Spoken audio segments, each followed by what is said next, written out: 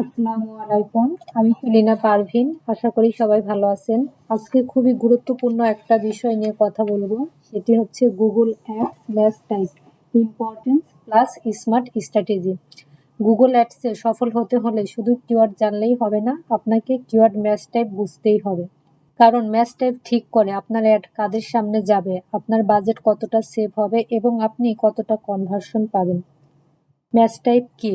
Google ads match type হলো এমন একটি সেটিং যা গুগলকে বলে দেয় আপনার কিওয়ার্ড কতটা কাছাকাছি সার্চ হলে অ্যাড দেখাবে।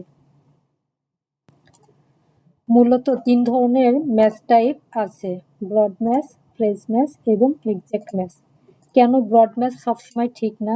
অনেকেই গুগল অ্যাডসে ভুল করে ব্রড ম্যাচ দিয়ে শুরু করে, কিন্তু ব্রড ম্যাচ অনেক ওয়াইড কাজ করে। এতে অ্যাড কনভার্সন কম হতে পারে। প্রফেশনাল স্ট্র্যাটেজি হলো ফ্রেজ ম্যাচ দিয়ে শুরু করা। কারণ শুরুতেই আমাদের দরকার relevant traffic, controlled testing, better quality data এবং সার্চ টার্ম রিপোর্ট চেক করা।